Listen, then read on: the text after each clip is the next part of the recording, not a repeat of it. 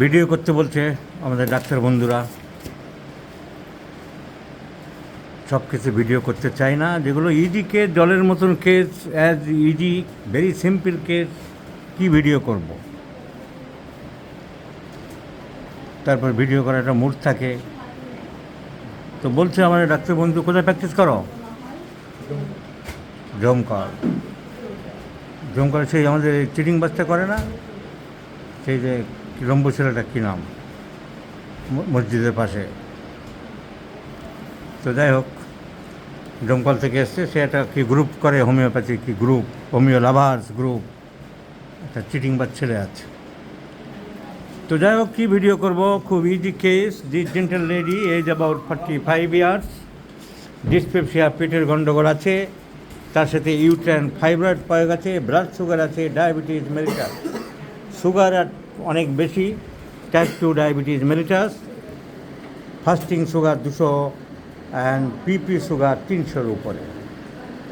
So chronic diabetic patient, type 2 diabetes mellitus. You know, diabetes are two types, diabetes mellitus and diabetes insipidus. Diabetes mellitus means sugar contains in the blood, and diabetes insipidus means sugar does not contain into the blood. It is due to less secretion of the antidiuretic hormone from the posterior pituitary. Urine আউটপুটকে control করে। প্রত্যেকটা জিনিস কন্ট্রোলের ব্যাপার। সব কিছু নাকি কারা অনেক উপরওয়ালা কন্ট্রোল করে অনেকে বলে, কিন্তু আমরা তো বইপত্র কেটে কুটে আর ফিজিওলজির লোকেরা সব মানুষের শরীর ঘাঁটাঘাঁটি করে দেখছে, যে সমস্ত কন্ট্রোল কে কাকে করছে সব আবিষ্কার হয়ে যাচ্ছে।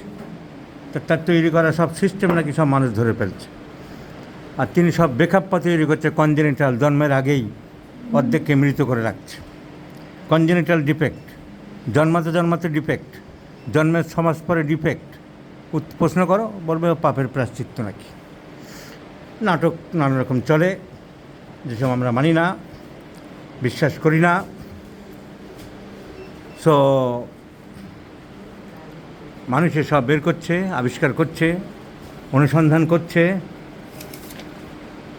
দেখা যাচ্ছে যে প্যাঙ্ক্রিয়াসের যে গ্ল্যান্ড আছে, তার কোষ খারাপ হয়ে যাচ্ছে কদিন পরে।